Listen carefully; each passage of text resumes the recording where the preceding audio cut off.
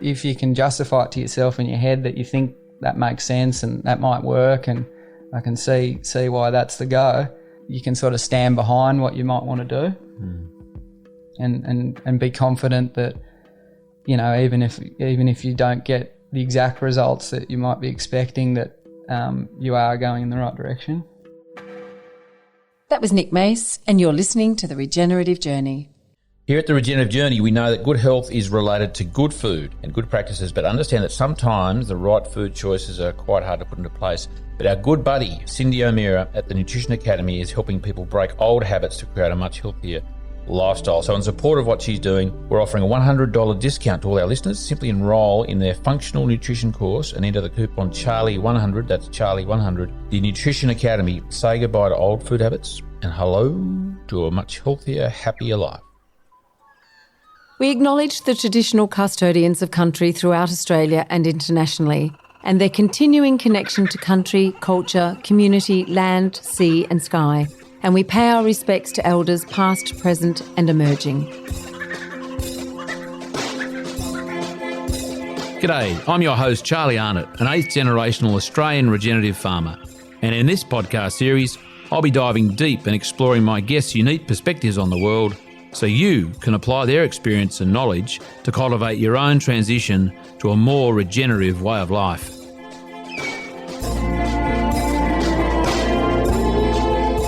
Welcome to The Regenerative Journey with your host, Charlie Arnott.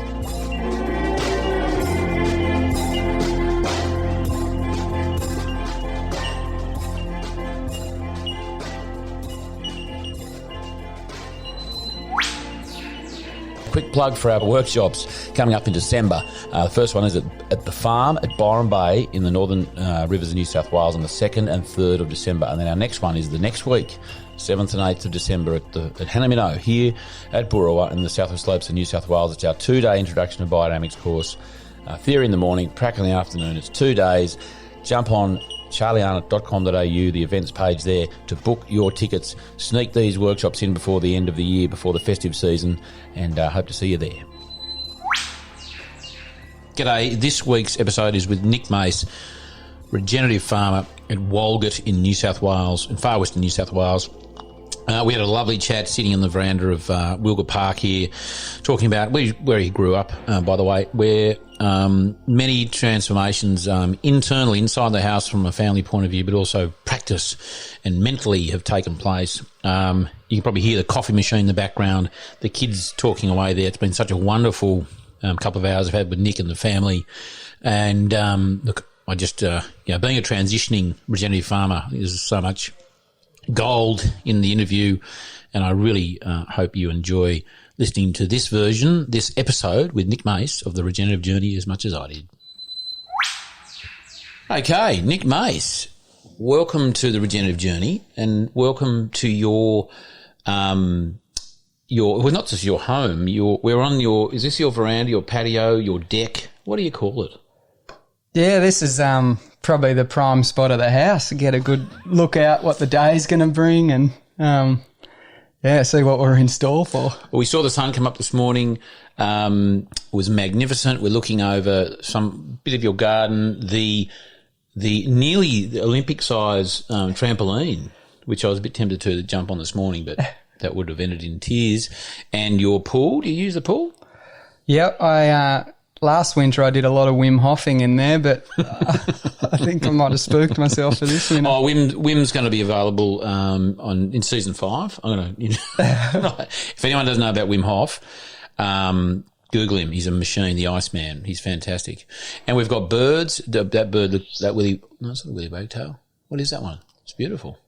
He's a ripper, yeah. Anyway, he's trying to get in. Cleaning up a few spiders for me. That's what we love. Yeah. Nick, mate, welcome to the show. We have had a previous attempt to catch up, which we had to cancel for a number of reasons, and lovely to be here with you at Wilga Park, just sort of, I guess, your southwest of Walgett. Tell me what's special about here? About what we're looking at, sitting here in the house you grew up in? Yeah, well, it's a beautiful part of the world out here. It's you know, we've been here my whole life and grown up in the area, and a lot of good memories. It's like where Wilga Park is, it's in amongst the sort of black soil plains, but we're nestled on a little red ridge here, and you get the best of both worlds with that. We've got black country either side and a bit of a red ridge where the house is, and get a bit of a mix of country. We had a excuse me, I'll try and not clear my throat all the way through. We had a lovely little trip around this morning. You've got some cropping on the eastern side of the road, more grazing. There he is. What did you just say then, Nick? He's not going away. Grazing sort of more on the western side. It was lovely to look around. Yeah, well, we're seeing it at its best too at the moment. We've had a really nice season. Just raining when on cue at the moment. And you had a couple of tough years before that, like most of Eastern Australia or most of Australia. Yeah, it's been a dry few years. On and off for a while prior to the last 2 years. And where it is looking magnificent. I haven't been, actually, worth a note, back in 1998, I think it was 1998, when I'd only just sort of probably been home at Hannah for a year, we had a pretty extended dry period, and we adjusted cattle at Walgett, at a fellow called Paul Wilson. He was just sort of southeast of Walgett. And it was beside some country that your father Rod was. I can't remember whether he leased it or anyway, I remember your father very well. He met us in the yards when we offloaded them, and then they went sort of just north into Paul's place. Yeah, it's a small world, isn't it, Charlie? Crazy. Yeah. I can't remember whether I met you there or not. Whether you're a little. I might have been running around there somewhere, I'd say. You didn't get in the way or get run over by the cattle or the cows, so that was probably a good thing. So we had them there, just quickly, we had them there at beautiful 600-acre paddock, mustered up to your eyeballs, plenty of tucker there, but was totally unaware of the possibility of flooding. And then we got a call probably about a month or two in, and from probably Paul saying, there's floodwaters coming, we got to do something. I said, what do you do?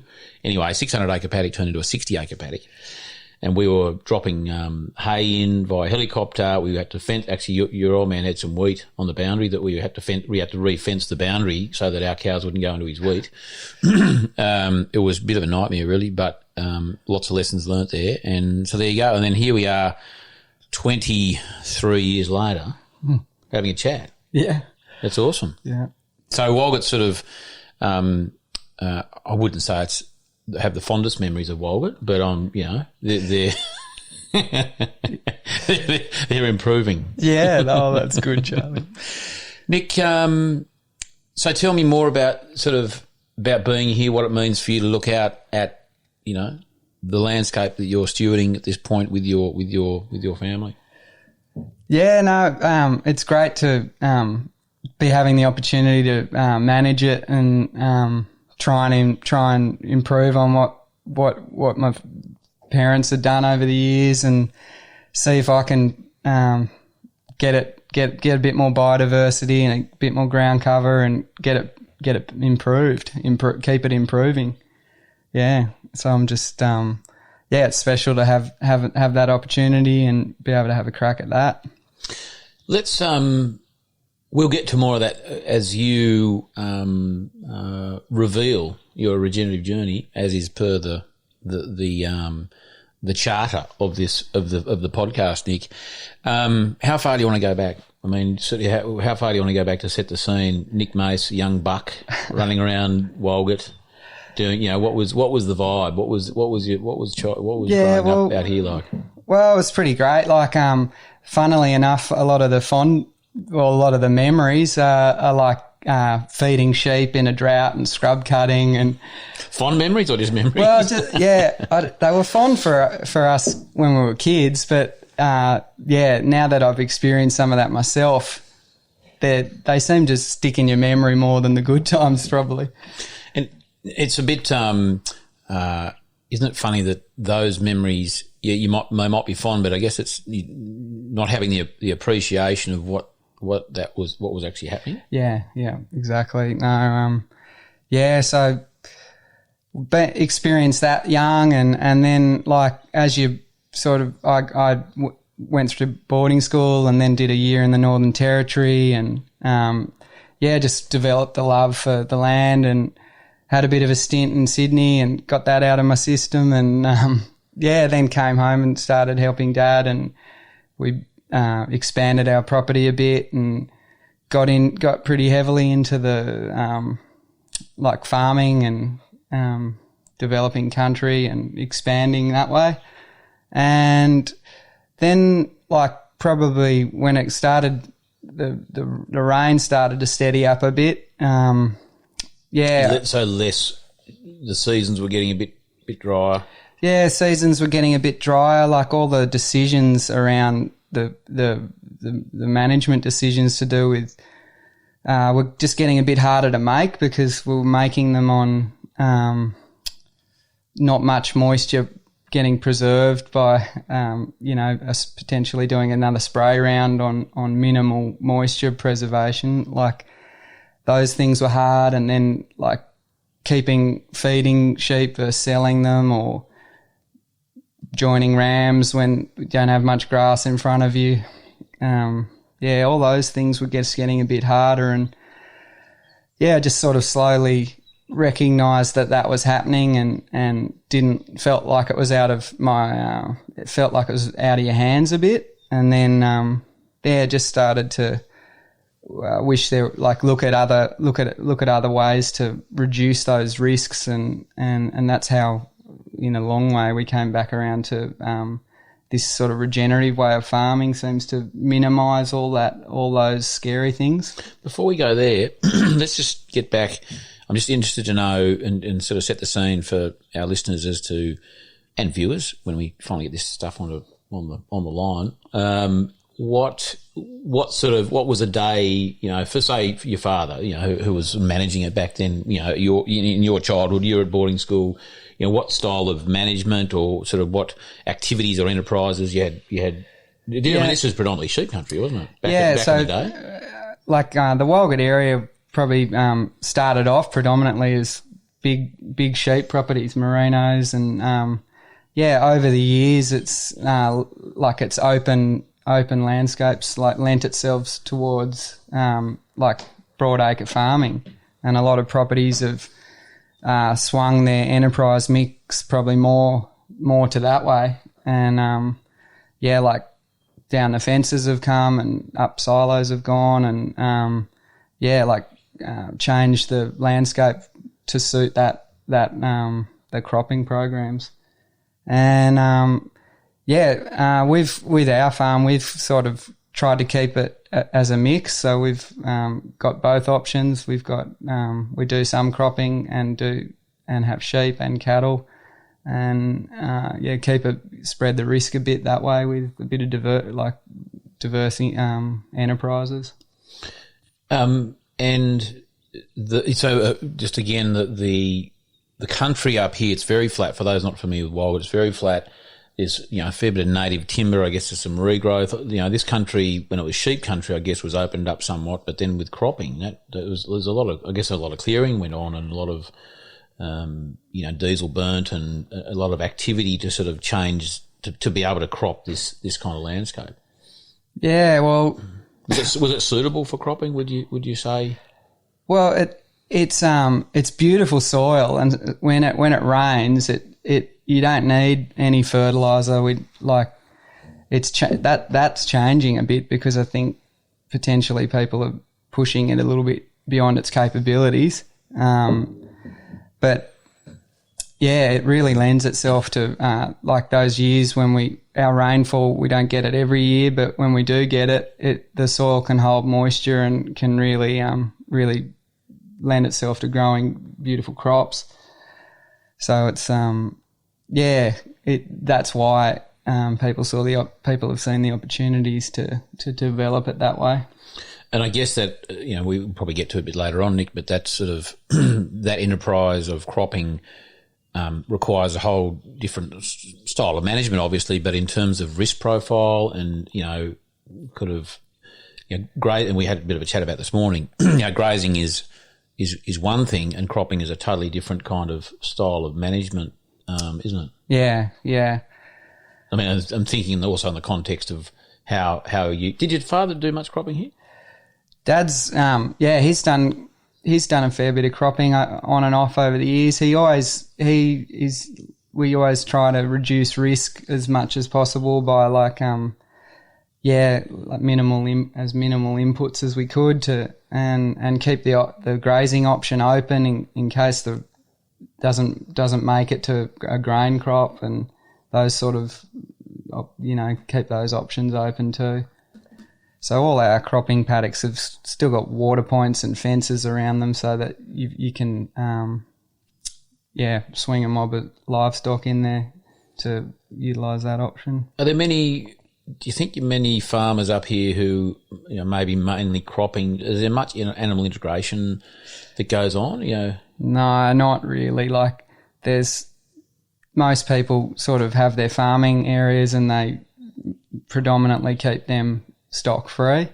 Did see over when it was dry through the drought that farming areas were being grazed then, but not typically. They don't integrate the livestock into their farming programs. Well, I guess they've got maybe, as you say, fences have come down, watering points aren't probably adequate. It's just probably all a bit hard.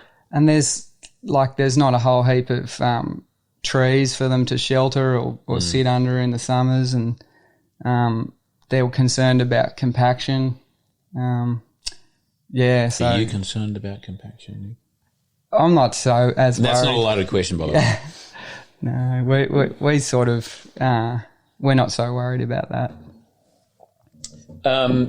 So grazing. Were there cattle? I mean, this is, I guess, as you said, it was traditionally sort of sheep country, wasn't it? And then cattle found their way into the system. Yeah. No, a lot of people have breeding enterprises. We did, and it was heartbreaking when we ended up destocking them sort of about halfway through the drought after they'd already been on agistment all over the state. We just sort of drew a line in the sand and said if it hadn't rained by then we'd unload them, and it was hard to do it. But now looking back, it sort of took a bit of a weight off our shoulders, and going forward, I probably think our area might lend itself more towards trading than breeding, because we don't need to have that emotional attachment to the cattle, and be able to let them sell them if we need to. And so you're fourth generation farmer. Yeah. Here in Walgett. Yeah, in Walgett. My grandparents were here, and my granddad got a soldier settlement block and expanded. Where we are here? Not where we are here, out towards Canberra on the west side of Walgett. And we've still got that. It's a beautiful sheep block out there. Fair bit of history really. Does that we're jumping all over the place, Nick, as you probably can imagine, and I hopefully we're prepared for, because I didn't really give you much prep time, did I? Is that where was I going with that? Soldier settlement. Oh yeah, no, fourth generation. Is that kind of does that weigh heavily on you? Is it kind of something you're proud of? Like where does that sit? Because a lot of our listeners are not farmers, and a portion of those ones want to be farmers. And I guess the whole idea about it being, they are potentially the first generation of farmers, in what they might want to be a long line of farming. What does it mean to you to be a fourth generation farmer? Yeah, does it mean anything?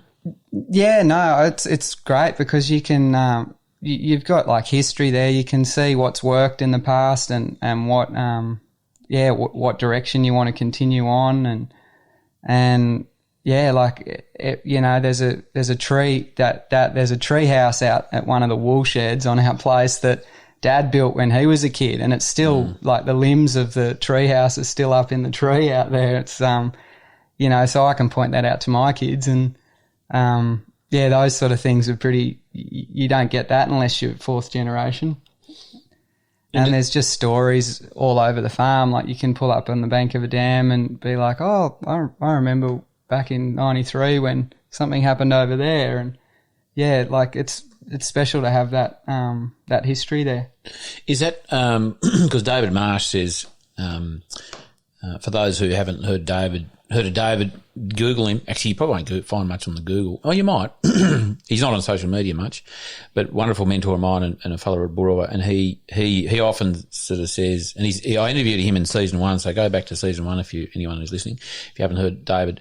Might have even been a 2-parter. He was saying that it's often it can be a liability. Yeah, no, it could be. I heard you talk about that with David and how you mentioned that blokes that come in with a clean slate are more open-minded, and that is something that I've worked on to be open-minded and to not like just because we've been here and been doing it for a long time doesn't mean that the way we've been doing it's been right. So we can learn all the way through. If you're not learning, then I think if you're not open to be learning and trying new things, then it's not the best way to be. Let's get back on track. So went away to school. With many kids around here go away to school, boarding school? Most of the people from around here end up at a boarding school somewhere around the state. It seems to be the sort of rite of path.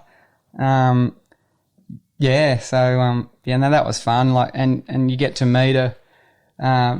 meet people from all walks of life, like city kids, from kids from other parts of the country, and build that network of contacts that can serve you throughout your life. And being boarding school and then being from out here, I guess you were, as I did my time in boarding school as well, that was a very similar mindset, I guess from similar farming backgrounds and, it's pretty countrified, isn't it? We were talking about, Yeah, luckily the boarding school I went to is a lot of city kids there too, so that, I was a bit more, that was probably a good thing for me because, I was a pretty, country boy already, so getting that exposure to a lot of fellas that weren't really, probably helped me. It was a healthy thing. Yeah.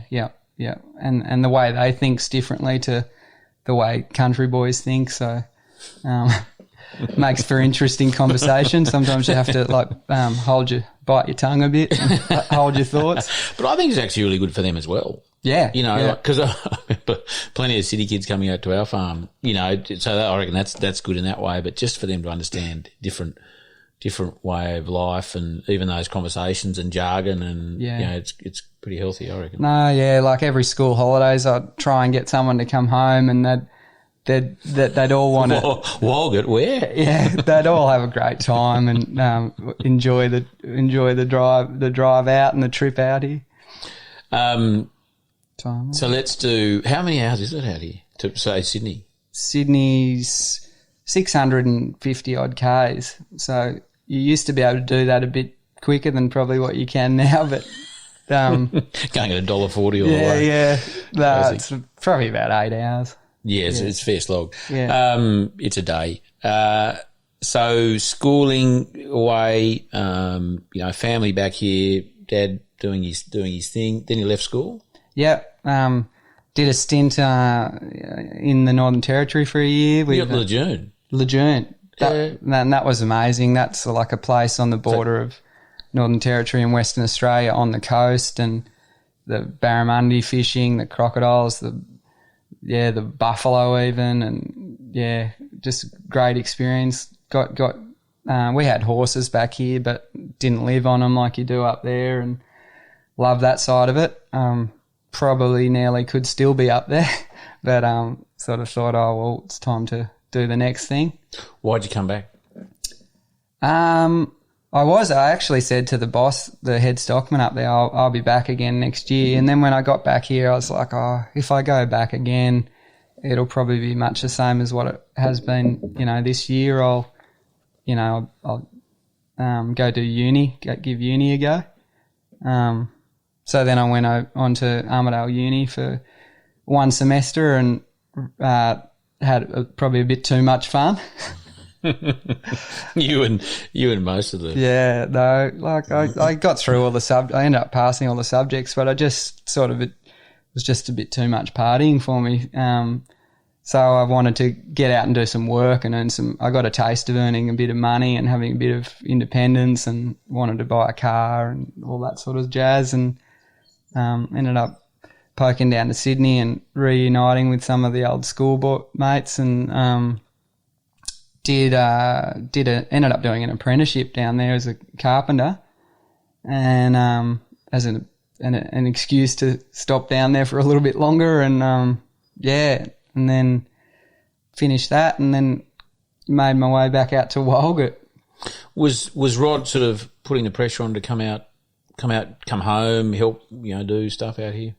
No, he didn't need to put any pressure on. It was funny when I was doing the building apprenticeship, and I was out here on weekends and bits and pieces of the time. I always used to feel like the work like you're on holidays when you're out here, even though we were working. And I was like, oh, pretty good, isn't it, to feel like you're on holidays when you're actually working?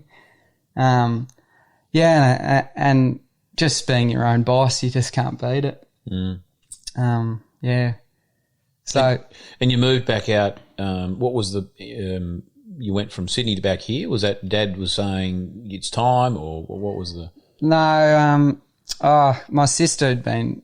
We'd had a car accident and a tragedy in the family, and I was already thinking along those lines anyway, and that was the trigger point to come back and help Mum and Dad, through a pretty sad time, and give it a bit of a crack and make sure I liked it as well. So that was the instigator to the trigger to come home and put some roots back in. And when you got back home, did you sort of did you chime in to what you'd always done, what Rod had been doing, what the family had been doing, or did you come back with sort of any different kind of paradigms about stuff? No, not at that stage. I came back and Dad had sort of had it set up so that he could primarily run it by himself, and so I thought I'll come back and I'll help him a bit when he wants a hand, and I might do a bit of chippy work still.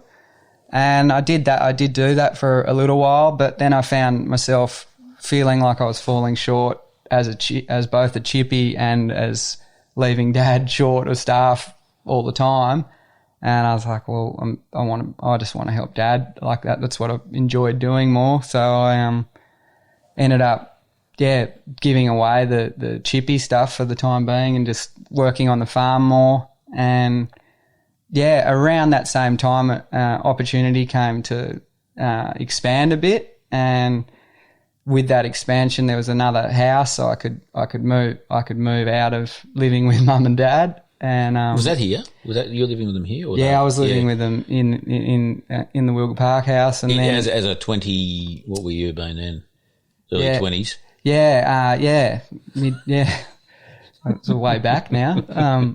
So anyway, it was you were playing rugby playing rugby for the Walgett Rams, not the Burke Rams or the what's the other Rams? Canamble Rams. There's three lots of rugby teams around here called the Rams. It's a class, which, as we said last night, is a reflection of how many sheep are around here. Yeah, probably makes sense, doesn't it? Yeah. So okay, so that's always pretty challenging, isn't it? Living with Mum and Dad when you're at that age and farming. And was there any sort of were there challenges with that, or with any sort of any tipping points or tension events that sort of got you thinking differently, or you and Rod just went out there and did the job? Dad and I just seemed to mesh pretty well and work along really well together. The turning point really probably was for me was being a couple of years into to managing this new place, and the rain had turned off a bit. I'd just gotten married and we'd started a family, and I got diagnosed with cancer, and Age, about 30, and that was a bit of a shock, because even though I sort of I thought I was you think you're bulletproof anyway, but I actually thought I was doing a bit of exercise, eating reasonable. I eat my vegetables and eat a bit of fruit, and so that I went through and had an operation and did the chemo and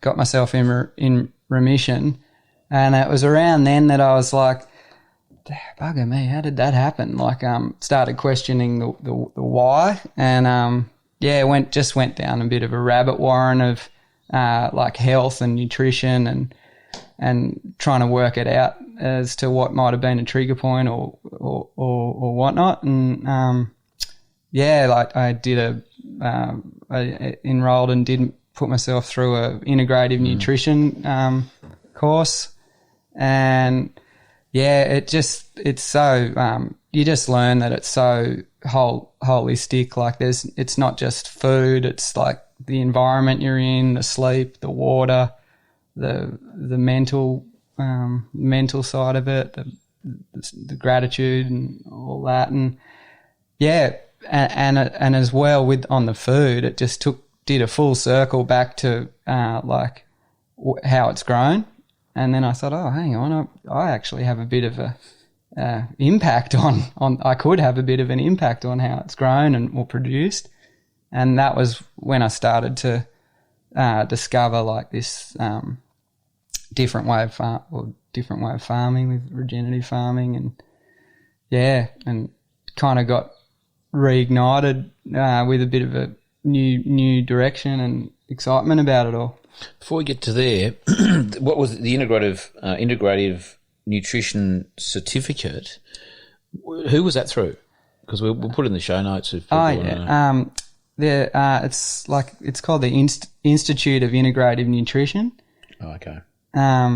They do like this online 12-month integrative nutrition training course, and it covers like all that sort of stuff, like nutrition, mindset.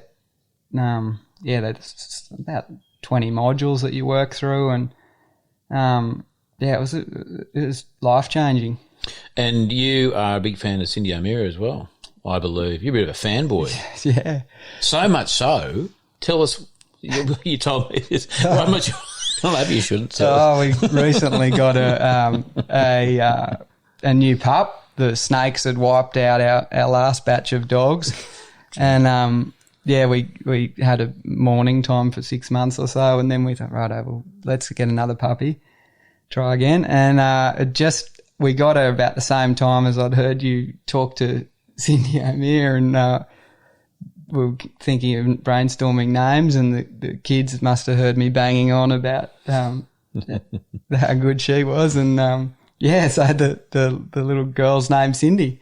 That's so. And Cindy, for you, don't be alarmed or offended. It's the cutest little brown, yummy, soft little thing, isn't it? It's beautiful. Yeah. It's only a pup. Yeah. It's beautiful. She's tearing everything apart still at the moment. I'm ready for her to grow out of that stage. Which is pretty much what Cindy does. We interviewed her. I interviewed her in season. Season 3. She is fantastic. Google changing habits. She's fantastic. Cindy O'Meara. We're sort of doing a bit of work with her, and we can probably tell you a bit more about that later in the show. But she's a real force, and we're really, really stoked to be potentially working with Cindy and just supporting what she's done, what she's doing. Yeah, just in essentially integrative health space. Food, where it's from. She's farming herself now. She's got a family on board, and she's just a force. Yeah, you have to get her out here, mate. She's Cindy, welcome. You'll have to meet the other Cindy. Yeah. Now another question there for you. I think. That's a pretty serious turning point. Yeah, and that was. Yeah, so that. In hindsight, though, I'm almost glad that it happened, because it it was just like the kind of wake up call that, you know, sort of made me become a bit more present with what we were doing and what impacts that have on us and humans and the environment and even, you know, the people around us and the way we bring up our kids. So, yeah, I just feel like the swing that we've made is just a better way. Mm. So what does that look like? Like let's go down there. Like what is you know, I turned up here last night, met Alex, kids. I mean the energy and the you know, there was something pretty cool going on. Yeah, well, thanks, Charlie. Yeah, well, it's very holistic. Like it's not just on the farm; it's in the house, in the garden, and you know, through the way you live your life. The changes that we've sort of been making. Yeah. Well, let's talk about that. Let's talk about the inside, because I think that's not that it's more or less important, but you know, it's a great distinction you've just made that, you know, it's not just about going, I'm going to do things differently in the paddock, you know, for my cattle or my sheep or my plants or my soil, but it's that sort of, you know, if to do that outside and not, and still be drinking Coke inside. Yeah, that's right. And like, I think you just got to get a strong why, and then it translates through everything then. Tell us more about the why. Well, why, apart from a pretty serious health scare? Yeah, well, it just we feel that if the reason that you're doing it all sits well with you, then we're likely to do a better job of it and continue it on, and hopefully it'll work, and just implanting it into our kids as well, so that they say that, you know, by the time they're 5, most of their implanting's already done. So we've our eldest daughter's 8, so she's already implanted. So we're working on the bottom 3 at the moment, trying to help them, you know, hopefully have the right type of upbringing, and so that they can work out what, as they get older, they can, without us telling them what to do, they sort of instinctively know what is the right choice to make in certain situations. What are some of those situations? Like, how have you been doing that? What are some of the, you know, I call them strategies or tactics or practices that sort of you're comfortable doing and seem to have a? Yeah, it's tough. It's like, it's funny. I was we were sitting at the Corinda pub one afternoon there, and I could see all the kids playing over in the park across the road, and we don't drink much soft drink, and Stella, I could see her over there, and all the kids were passing a can of fizzy around, and I was watching her and I thought, oh, this will be interesting. Anyway, she had a mouthful and almost gagged because she'd never had it before, and spat it out, and I didn't say anything to her for a couple of days, and then I said, oh, that I saw you had a bit of a go of that fizzy the other day, Stella, and she was like, oh, it was disgusting, Dad. I never went up my nose, and I don't know, that was a bit of a you know, I was just thinking, oh, that's, you know, we're doing all right if you know, for her to be thinking that, and for it to, her taste buds aren't, you know, they don't like that strong sugar, and so that's, I guess, you know, that's just an example of sort of one of the things that, yeah, you know, and we've got our own garden here, like veggie patch, and yeah, we lift the hay up and there's worms in there, and we've got one of those Johnson Sioux bioreactors, and watching it break, like the wood chips break down into soil, and you know, I'm learning as well, but I'm trying to explain to the kids what's going on and why and why we're doing it, and yeah, so that just sort of helps them, I think, along the way with just a holistic kind of view of life and food and why we do things. And what about tell us about well, before we get back to the practices outside, is there anything between sort of getting home, major health scare, looking to do things differently? Was there anything between that and sort of implementation in the paddock? Were there sort of any courses you did, or apart from the nutrition certificate, were there sort of any? Yeah. I'll put this question to you. What hurdles were you finding at that point when internally you were breaking paradigms? Yeah, there was definitely like a couple of years where I was starting to become open to like this way of thinking, and listening to your podcast, listening to reading a few books, and just I was like agreeing with, like in my head I'm going, oh yeah, that resonates, I like the sound of that, but we were still spraying, we were still tilling, we were still set stocking, and we just took a bit longer to be able to swing across and start trying to implement change in those practice, in the way we were managing the land. And we sort of did it progressively, like dropped out the fungicide, insecticides, tried to keep more ground cover, even though in the industrial farming you lose a bit of moisture, but I was trying to preserve ground cover to hold it together and start improving the soil by doing that. And it was a slow transition, and we're still not all the way there, and like learning too, like every year is different with the way the season goes, so it's not like a set we haven't worked out a set way that it just works. So you have to evolve it as every year goes, and try and, through your knowledge and network of people, work out the best like course of action to suit the season and what's going on. And what Dad think about all that?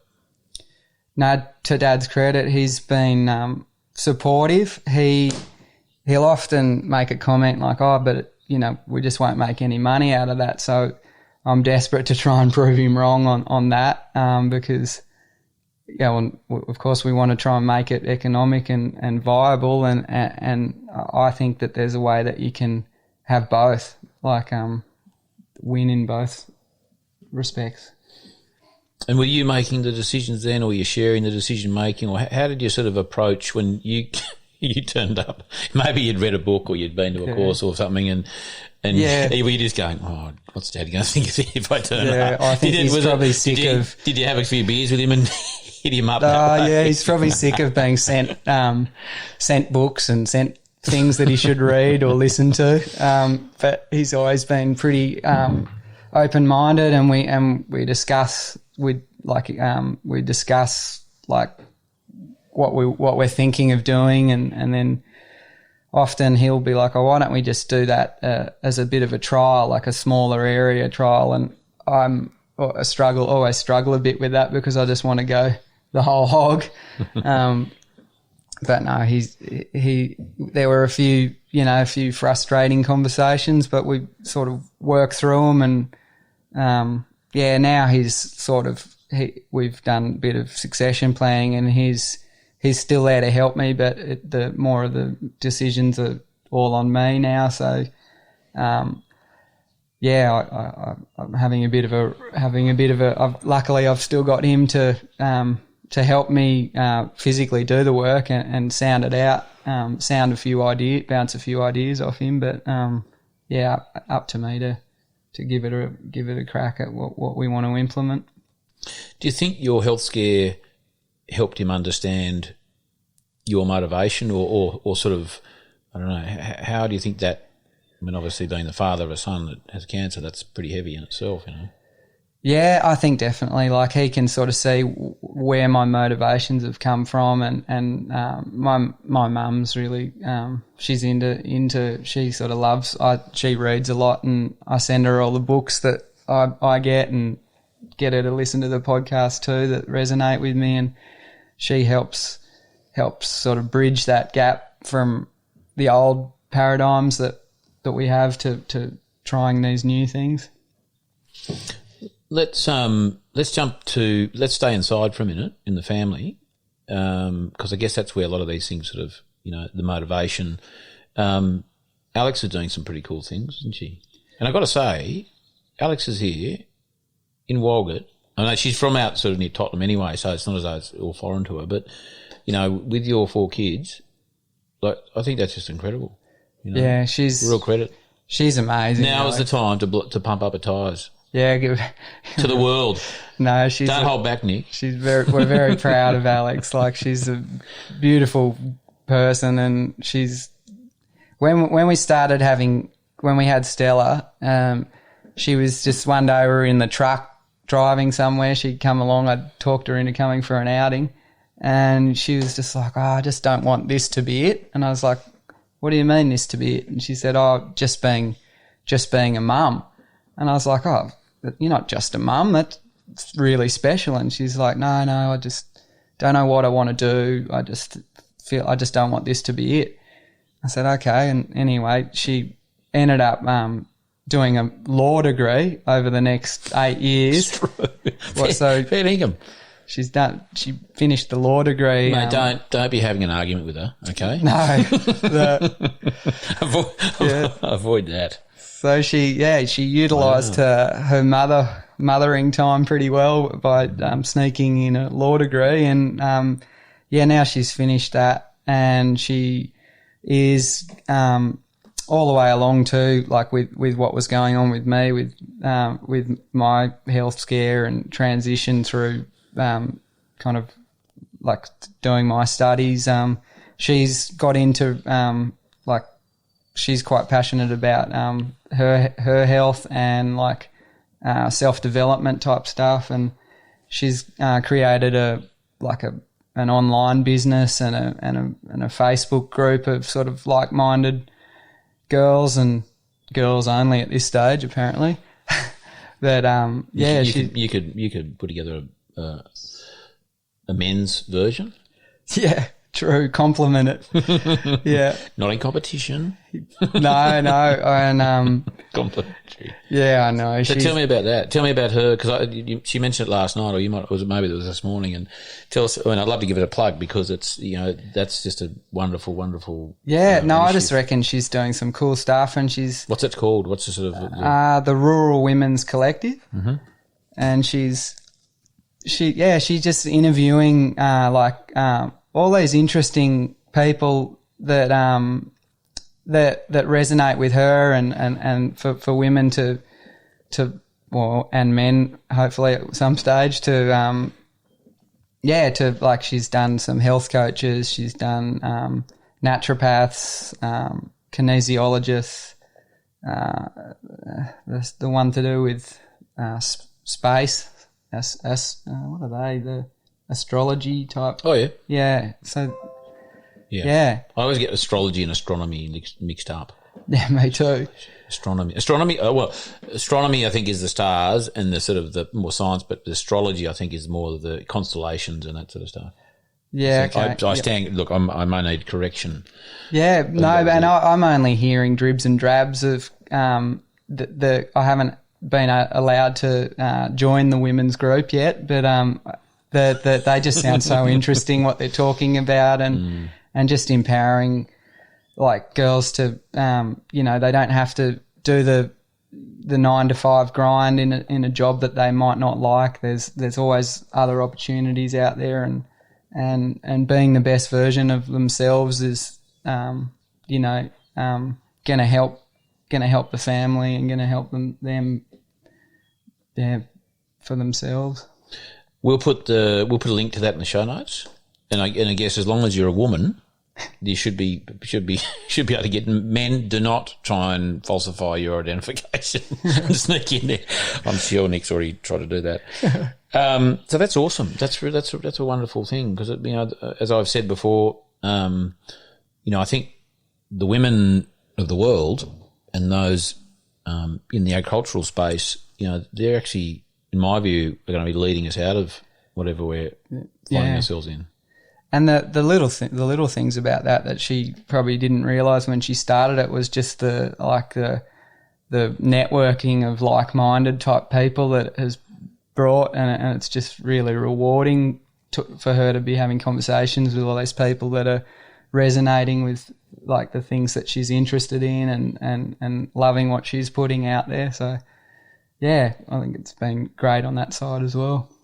While we're inside, anything else you want to mention about, life, family, habits, any tips for dads who have small children in terms of, the paradigms that you probably broke a few and a sort of, being a parent with a different outlook and a different approach? Yeah, I just think probably one of the main ones is like it all goes so quickly. So you I just try and be make a conscious effort of being quite present with different moments at different times to really listen to some of the answers of your kids and inquire to how their day was or why they found, ask them why and listen to the answer and engage with them more. And yeah, because they'll be adults themselves before we know it. We have a favourite game we play most nights. I shouldn't say most nights actually. That's not quite right. It's when we actually are sitting and being present, which is not every night, because sometimes with children of different ages, some need a feed early and then late, and then. But the point is that and Lila, my 11-year-old, she's beautiful. She, especially if we've got friends there, she'll sneak up and she'll jab me and say, "It's time." And the question is, what was your favourite part of today? Yeah, we try and do that too. What are you most grateful for the day? And it takes a bit of them when they're young.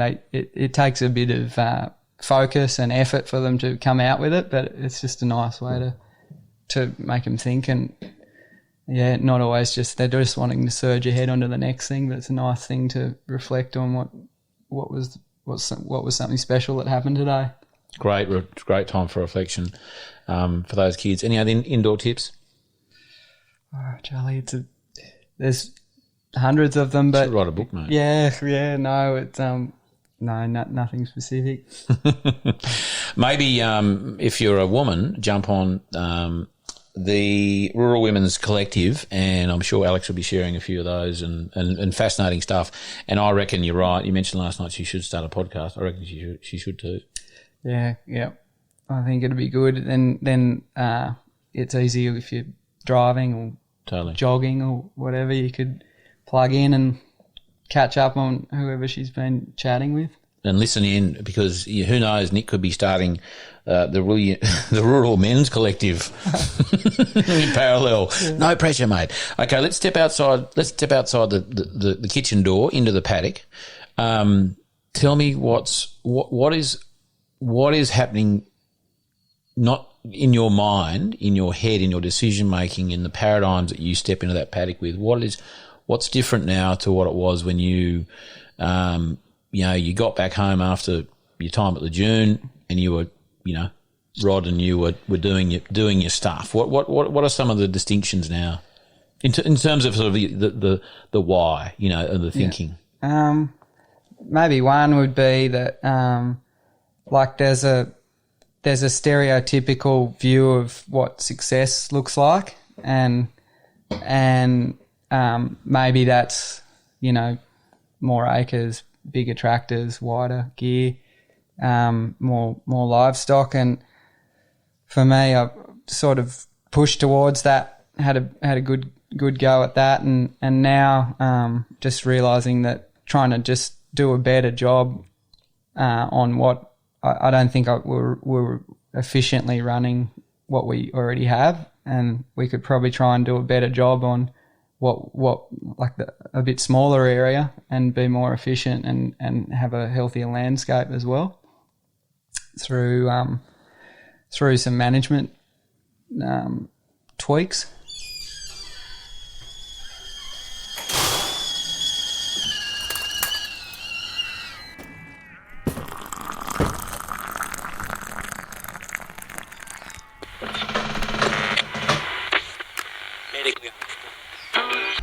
Looking for more information to assist your regenerative journey?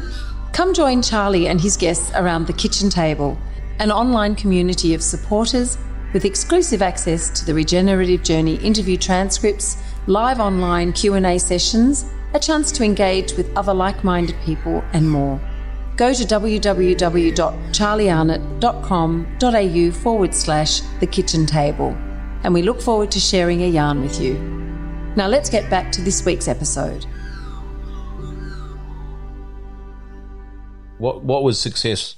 What does success used to look like, and what does it look like now? Your KPIs or your benchmarks or your, that was a successful year or crop or whatever. Yeah. Well, success used to, probably look like a really big crop and a huge mob of like livestock on a big property. But then sometimes now, for me now, I'm not so concerned about the scale of it all, but just trying to do better with a smaller, improve the country as well. So instead of maybe growing grain and meat, we're growing grass primarily, and with that should come the grain and meat as well will come secondary to the grass. And expand on that a bit, like what we're looking at Wilga Park. What are some of those telltale signs that, perhaps the younger Nick might have gone, oh my God, what were you Yeah. What are you thinking in that bag? Yeah. Yeah, I don't know. We were driving around this morning and we've got like on one of our best paddocks, it's like got a really strong stand of like galvanised burr. A good crop. Yeah, and sort of like, looking at, you could say that that's just been the season this year, that's why it's like that. But maybe that we've like stocked it a little bit too hard over the years, and they've ate all the desirable stuff, and now primarily the only thing growing is this gal burr. So just like thinking a bit like that and trying to work out the best way to twist that back to getting the desirables back and the preannuals growing again, and improve that area. Just focusing on like the smaller areas and rather than as a whole a bit. Yeah, so might roll the crimp roller over that and keep it destocked for a while and try and let a bit more light in and feed some microbes in the soil and get it cracking again. So what would you have done before, you think? I think I might have took the dozer in there with a stick rake and raked it all away and burnt it. Whereas maybe it can work for us too. Like maybe we can crimp roll it in and keep it as a blanket on the ground and protect the young growth that's trying to come up underneath it.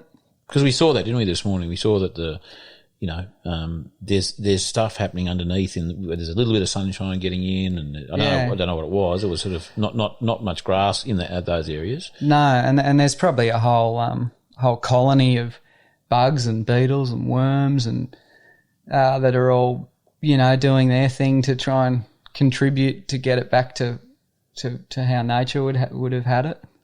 And there's probably, you said it was buffle and Mitchell grass in there. Yeah, it used to be. That's why it was our best paddock, and I think it still will be. The seed will still be there. We've just got to create the right environment for it to come again. And as we were saying, like you've got your crimp roller, which is very impressive, I have to say, and doing a few test strips and things might be interesting to see. What actually happens there. Yeah. We're sort of even thinking of doing a bit of a test strip with it, and then maybe pull the old dozer out and rake up a little area and just compare what doing it one way to another, how it will respond to both bits of treatment. Yeah, a little experiment there. Yeah. You're a scientist, mate. But I think there's room for that, isn't there? Like gets back to, I mean, you were mentioning the other day you're a bit of a cold turkey kind of guy, which I am too, but there's a lot to be said for, especially when you've got other family members involved, that different generations to sort of go, hey, and Rod's, he's already said, oh, maybe you can do a bit of this and a bit of that to experiment. So that's kind of a sensible approach. Yeah, and you hedge your bets, and you can see how it's worked one way and how it's working the other way. Can you let us know what happens? Yeah, yep. No. Take photos? Yeah. No, for sure, Charlie. Does so tell me, so grazing, and I think that's fantastic, and the fact that you're having those thoughts and you're questioning yourself, I guess, in previous management, which is all fine. I mean, tell us about the cropping, what we saw this morning of the cropping, and again, what would the younger Nick be saying to the older Nick now, if that younger Nick was just to appear in that crop over the road? What would he say to you? And what would you say back? Have a conversation with yourself. Come on. I do a bit. I look out there now and I'm like, oh dear, that's a bit dirty and messy.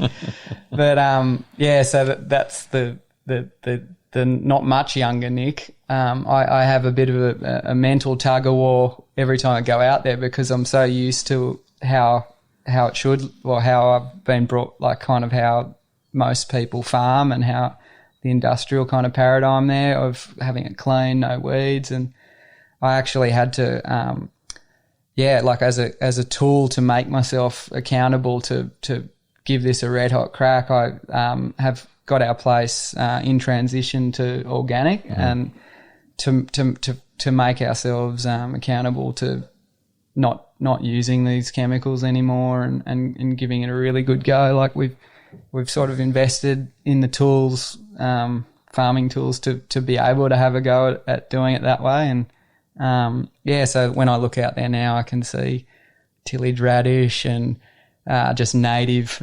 like plant and weed diversity in amongst the crop, and I'm like, oh, how's this going to pan out? So it's a bit unknown, but just like it was off the back of that dry, like the drought, we hadn't done any spraying on that country for anyway, so it was the perfect opportunity to give it a crack, like and see how we go going forward. So what would you say to the younger Nick? What's your justification? Look, I'd just a little checklist of, I'd be saying, oh, look, we want to try and improve the carbon levels and organic material in the soil, and the best way to do that is to have plant life in the soil all the time. So in the fallow times, instead of having it bare fallow, we'll be trying to have either native ground cover or maybe like a millet or a mixed species type crop to keep the diversity cranking and the microbes feeding the microbes with root extradites, and and just keeping the carbon cycle building and going, and even down to like little things like, well, we noticed it this morning out there that, like a dew overnight can, the combination of them over a year can equate to, millimetres of rain that you don't have to receive, but you still get the benefit from them. That's probably what what I'm saying to myself when I look out there, and just, like probably saying, oh, like it's hard to account for the benefit of what that is in monetary terms, but over time, hopefully, we can do more with less, because the soil will be in a better state. And when young Nick says, but how are you going to harvest that? What are you going to say? I'm going to say, oh, lucky we got our own header. I was trying to convince you to sell it last night, but actually you put up a very, very good and very swift counter, which made perfect sense. So that's great. Yeah, and we might have to seed grade it or tweak a few things on the settings on the header to try and blow a few of the foreigners out. But at least what grain we do have, we know is like of a higher value and nutrient quality than what it would have otherwise been.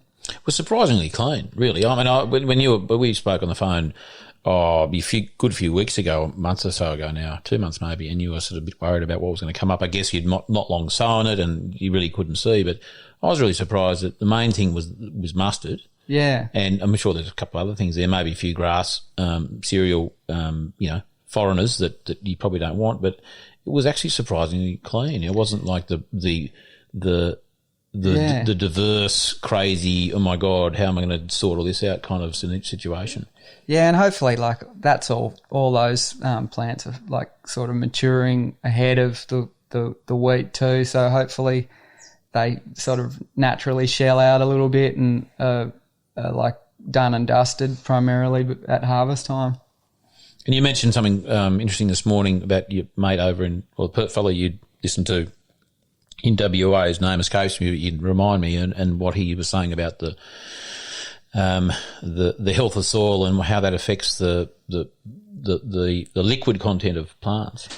Yeah, Brent Burns. I'd spoken to him a few times, and he just casually mentioned Burnsy. Yeah, he mentioned the I think it was the pectin inside the plant instead of it being primarily like the liquid nutrients that a plant has in it can be primarily like fluid. So when we get frosts in winter, it damages the plant and hurts it. But when they're growing in a healthier sort of soil and environment, and you can get the balance right, it's pectin or something, and it doesn't necessarily do that, and it can tolerate, it produces something that repels bugs, and it doesn't get damaged from frosts and adverse sort of events. What's something just thinking about that? What might be interesting. Have you got a bricks machine? Bricks? Yeah, I do. You do. Yeah. What you could do is like go out in the afternoons when the bricks should be reasonably high, not high because you want it to be high to prove anything, but more that's an optimum time to do it after the sun's been on it for a while, and measure your wheat. Yeah. And then if there's anyone nearby that you could test them and compare. You can just compare. I mean, obviously, look, the soil I guess would be the same in terms of its parental rock, but lots of different management. It might be interesting to see, to compare that, different management obviously over the fence. And probably I need to even in like after I've been doing it for a little bit longer too, just to build a bit more health and be able to get a representative, like I should log it and record those things as well to see it. Well, it's a measure of health profile over time. It could be potentially anyway. Yeah. I mean, there are obviously other variables in there. What you're testing, whether it's wheat or barley or oats or pasture, but just in terms of here I am suggesting it, and I'm not very good at that myself, so that's what I need to do. Jim and Brock, that's what we need to start doing very well. Any other sort of things you'd be sort of countering your younger self with in the paddock? Is it it could be not in the cropping paddock. Could it be in the shed? Could it be, in on the road? Is there anything, we were talking about kangaroos this morning. Yeah, well, like we'd be loving to put up we've been running the idea of putting up an exclusion fence around the property to try and reduce, be able to manage them a little, because when we've tried to rest a paddock, we've found that they come in and don't let you rest it, or like when other neighbours and farmers have sort of overgrazed their paddocks and you're trying to rest yours, you get all their roos coming onto our place. Yeah, and we've sort of been looking at that as an option, and and then we just recently became aware that emus are one of the best ways to spread native grass seeds about, and maybe we'd have to fence them in if we did do it. Ironically, classic. Yeah. So what have you changed your thoughts on around that? Yeah, just just and obviously because it's such a big expense to go ahead and exclude exclusionary fence. So to just tell people what an exclusion fence basically is, in layman's terms, so they understand what we're talking about. Yeah, it's you can make them as big or as little as high as you like, but they're like a ring lock fence that has an apron on it to prevent like the kangaroos can dig under and pigs can dig under. So it's got this apron that goes out to prevent that from happening, and they can be at waist height, shoulder height, head height. They're a big investment, but they're a powerful tool to exclude undesirable wildlife, I suppose. You mentioned this morning how much it would cost to do your place. Yeah, I think it's like if you do it full contract, I think it's probably $12,000 a K. Mm. So it's if your boundary's 80 Ks, it's a bit of doing. Mm. Yeah. And what are your thoughts on it now? If is that changed? Yeah, well, you just really got to convince yourself that and work out how long it'd take to get the value back from doing it, and potentially there's other avenues that are out there that we might try before we go down that line. Do you want to tell everyone about that? Come on, mate. You've been at the biodynamics course. Yeah. People are up for the challenge. No, well, we were just it's just like being open-minded with subtle energy type stuff, and maybe we try a bit of peppering and see if we can encourage them that the grass isn't actually greener on our side of the fence. And so I guess that would involve getting a few, coming across a couple of roadkill roos or whatever, and burning them into ash and then spreading their ash about, and doing it with an intent that, spreading it with an intent that it will prevent them coming on, and trialing that to see if that might make a difference. I reckon give it a shot. Yeah. I'll definitely do a warm-up run with mice. Yeah, that's right. I mean, for anyone who, I'm not sure if we put that in the show notes or not, and but certainly if you want to know more about peppering, come to one of our 2-day biodynamic workshops, which might be a promo somewhere in this top and tailing of this episode. But certainly, Nick's been to it. Was it end of last year? About the middle of last year. Yeah, that's right. Yeah. And you can learn about peppering, which is essentially, as Nick said, burning an animal. You can do plants as well. Yeah. No, on a full moon, spread the ash. Yeah. No, we did the last time I was in the boom spray, we put out a brew of as I sprayed some kelp, active start, and boron across the paddock, and I put in some potent biodynamic preparations, and it was nice. You could almost wanted to have the windows down and the door open and just let it all flow through the cab as well. What would you have done that 8 years ago? No. I guess it's worth mentioning. That's quite the difference, isn't it, in terms of how comfortable you are with the materials you're handling? Yeah. No, it's and in the past you sort of feel like you want to, you better shut all the windows of the house, Alex. We've got a bit of a nasty brew going over here, and now it's like you hope the wind's blowing that way to get the garden a bit as well. That's hilariously good. Yeah. But I guess, just on that though, and this is not copping out on industrial farming. Well, it is in a way, but it's not. It's indirectly. But I know plenty, and I used to do the same. Spraying, nasty chemicals, because often on a farm, there's cropping paddocks near the house or areas that need some so-called treatment.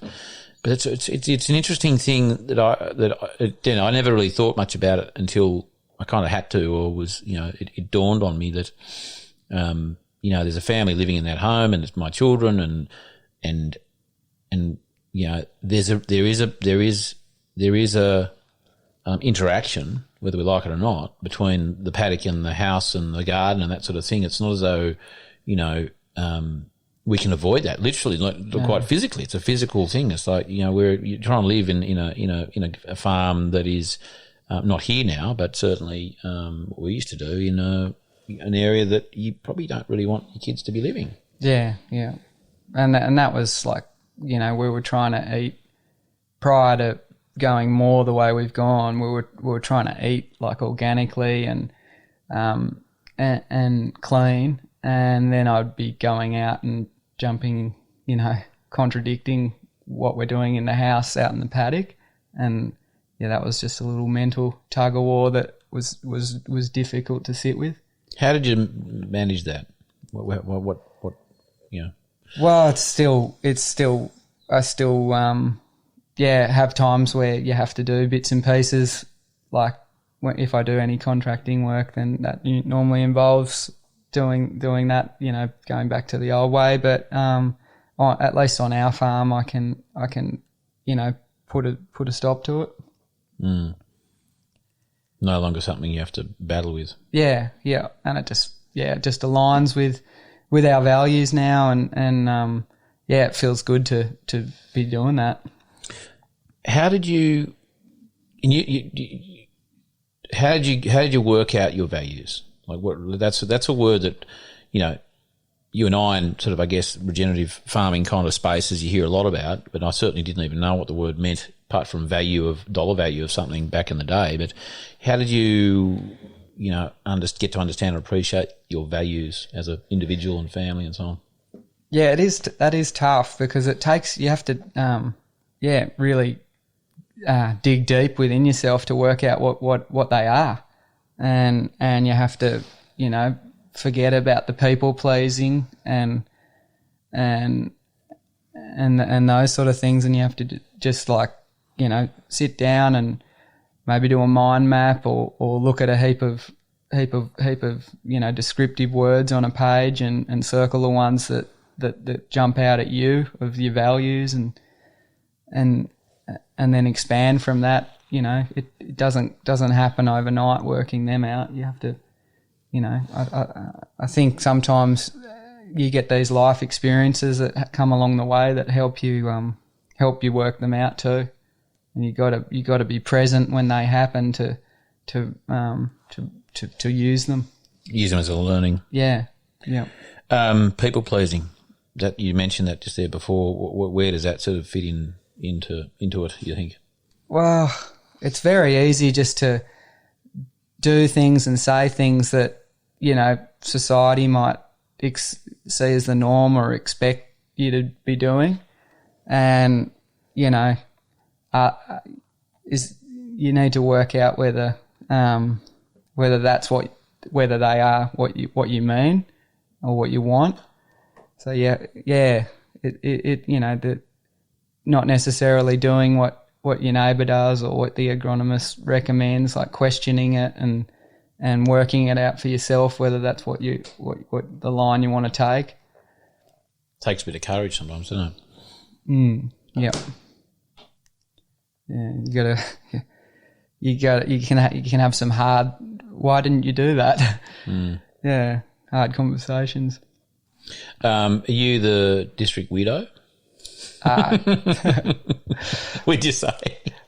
Yeah, well, up there, I'd reckon. I don't know. I've tried to be pretty quiet about what we're up to because I don't need the judgment. But yeah, it over time it'll probably a bit of muttering and under the breath. It's lucky I don't play footy anymore, or there might be a few comments getting around.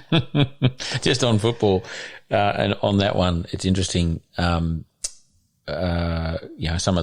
of the guys that I've worked with and out Hannah Minnow on our farm have played footy over the years, and one of the fellas said a couple of years ago that it'd be interesting, that there's always sort of questions and jibes and things about what the crazy stuff we're doing at Hannah Minnow there.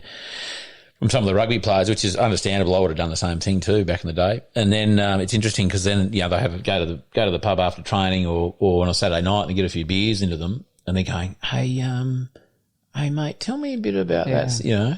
Sort of like, no, there's a lot of curiosity there and it, a bit like questions and it's and that people are interested in what's going on. They just want to probably see how you might go or learn from your mistakes or your successes, and then you never know, maybe they'd show some more interest into it.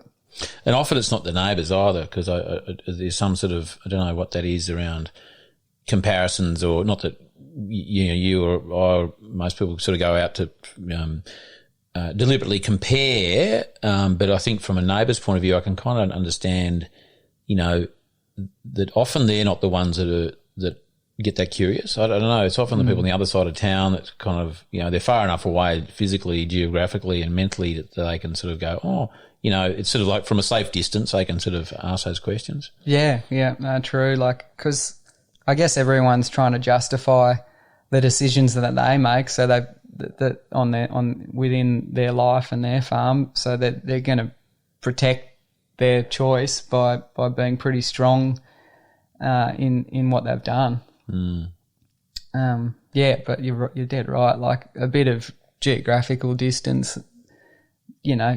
makes it more approachable. We looked at some reasonably big paddocks out there this morning, Nick, on the grazing on this side of the road. Tell me what it is, western east, isn't it? Have I got that wrong? Yeah. On this western side of the road.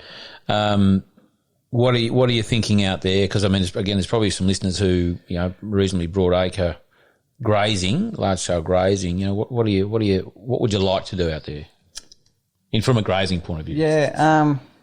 I think probably the most economic and practical way at the moment will be to try and source an old milk tanker or something and hook up a portable trough behind that, so that I don't have to run new water everywhere, and then try and control graze it with some electric fencing, and be able to get the livestock to graze parts of the paddock that they don't normally go to because it's too far from water, and hold them there for a period of time to try and get some like animal impact from them grazing there as well as, and hopefully that might prompt some more growth and more diversity and benefit. What do you think? Yeah, what would you be looking for? What would be again a sort of a sign of success if you've got your feeling a little better about your grazing out there? What would be a good thing, good outcome? Yeah, like our Walgett areas, we've got a lot of hard roly-poly, and it tends to almost be a monocrop sometimes, and I'd like to, if we can sort of bash that down a bit with hooves and then move them on and rest it and let it recover, and if we can get some Mitchell grass coming back again, and like all these native grasses, that perennial grasses that the more desirable ones that we've probably overgrazed out over time, that'd be kicking goals.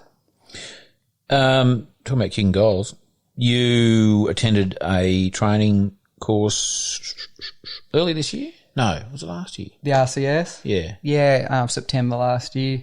Tell us about that. Yeah, that was great too.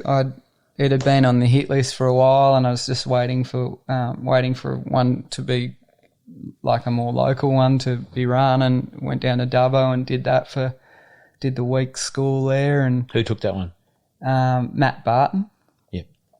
And he's a cracker. And that was a meeting even, and it's quite intensive, so you end up meeting. And the table we were on, you get to all know each other pretty well and have a few contacts there that are trying to sort of implement the same type things that you're interested in doing, and break down a few paradigms. And grazing for profit. Yeah. Was it grazing for profit? No, grazing and farming for profit, if they sort of Yeah, both. Yeah.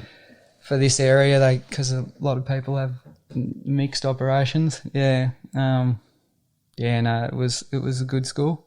What was some of the what happened?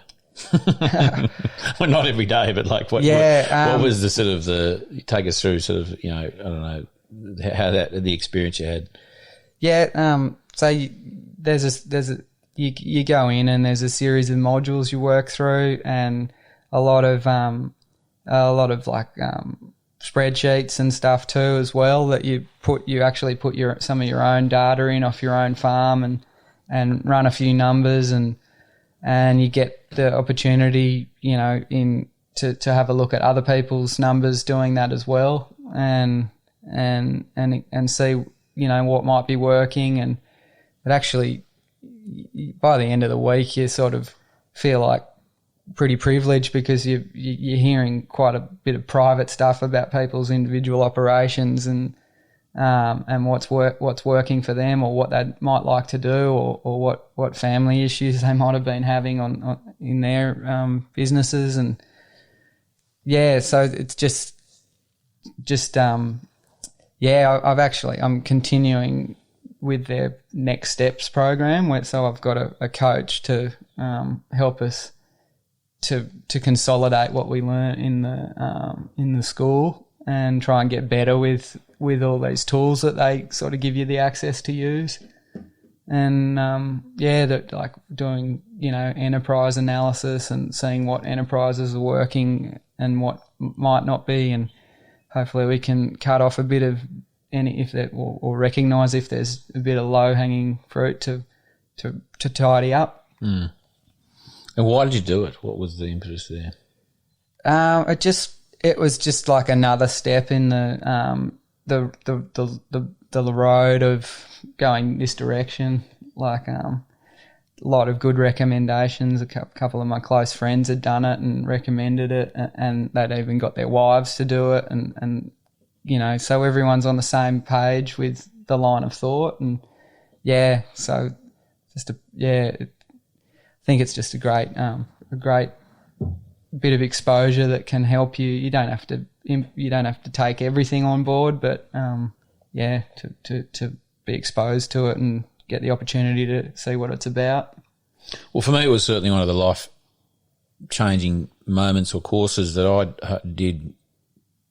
2004 might have been, to send me in a different direction. I was sort of already on that path, but it certainly was it was a big turning point, I have to say, and I can't recommend it any more highly anyone, especially on a larger scale. I often sort of suggest people on a smaller scale and to sort of coastal, do an HM course with someone like a Brian Wahlberg, who's just amazing. So look him up, Inside Outside Management, and then which I haven't done. Brian, I need to do your course.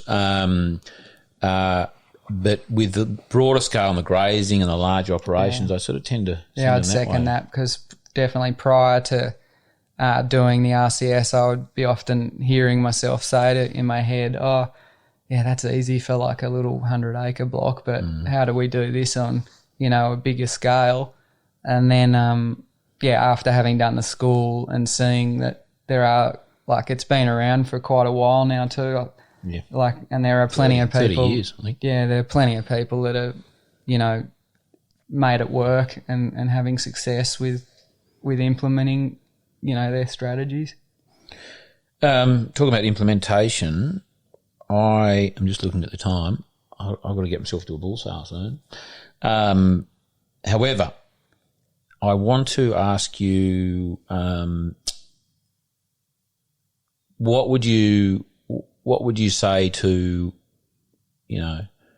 another version of you or someone else, or anyone who's thinking about transitioning, a farmer who's or a son or a daughter or whatever that's sort of come home, or thinking about transitioning, any sort of tips on what they could do, think about, any sort of paradigms that they might want to sort of consider.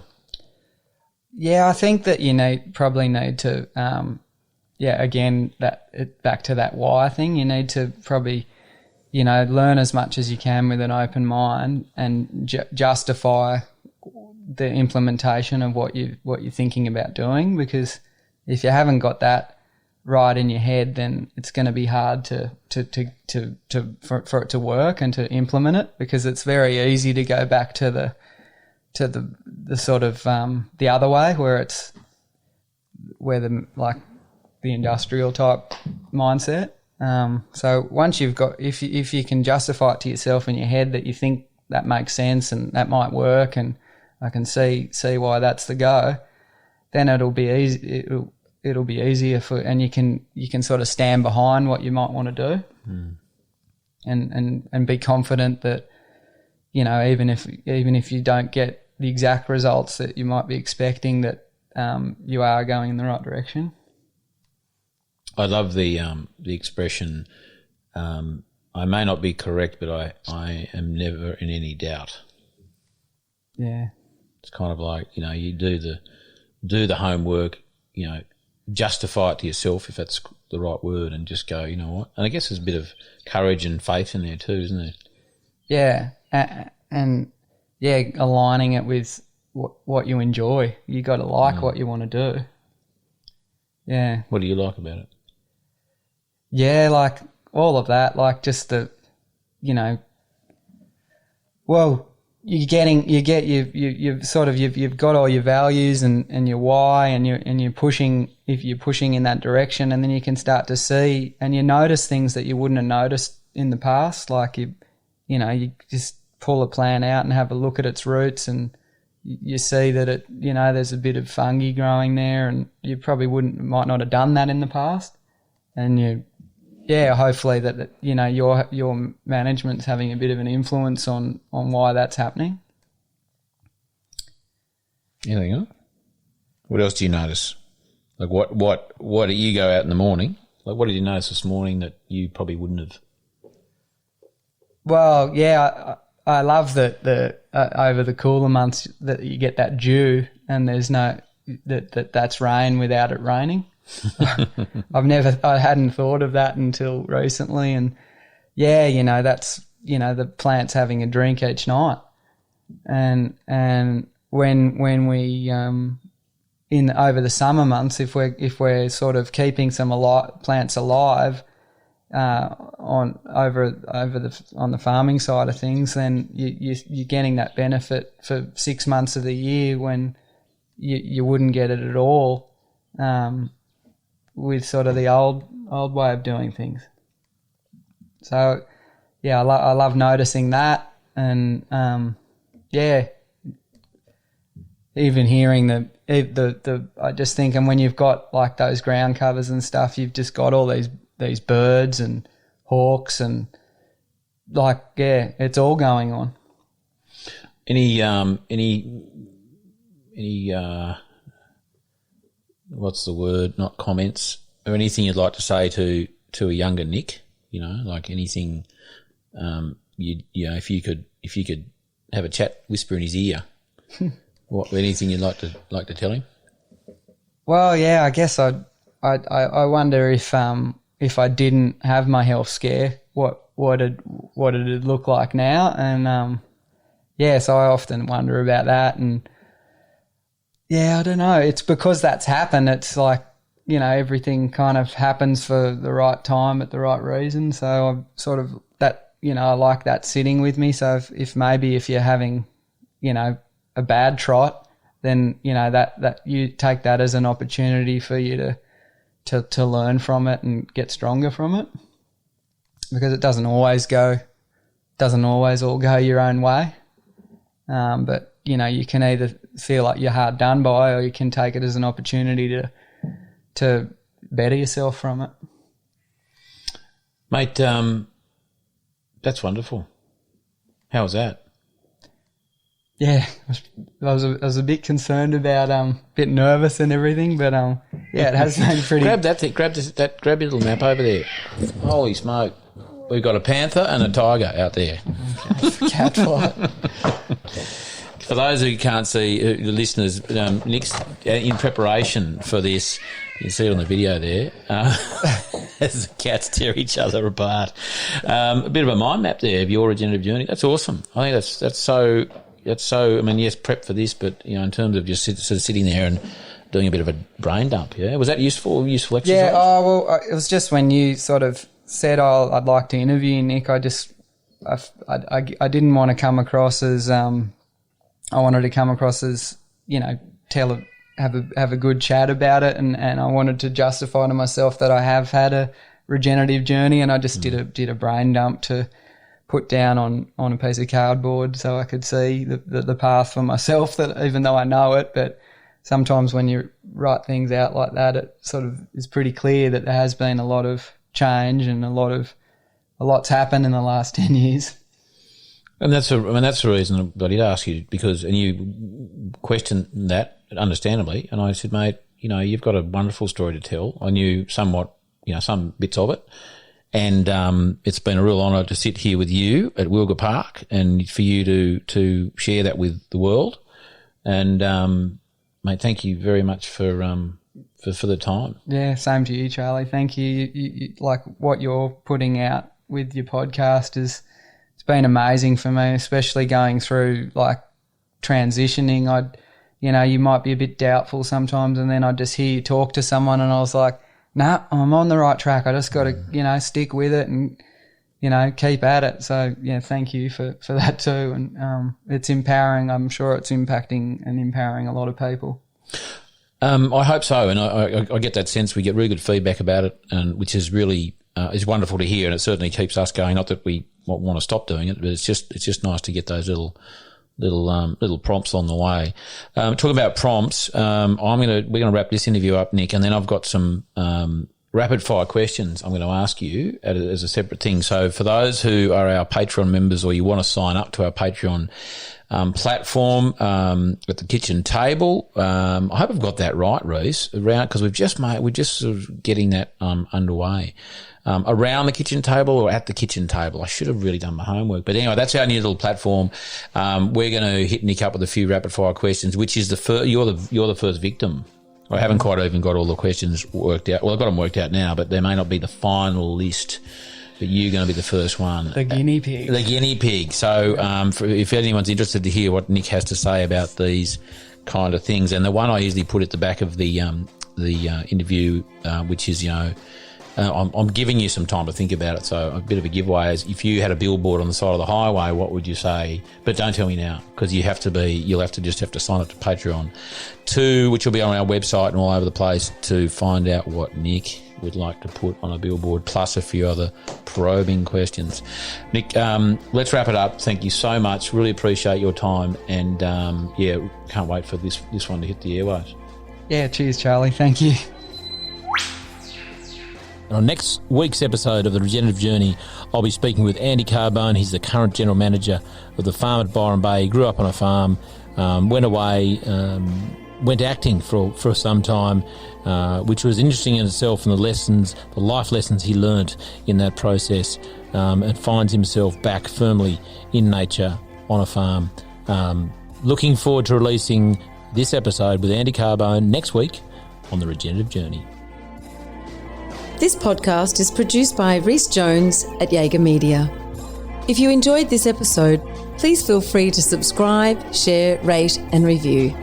For more episode information, please head over to www.charliearnott.com.au.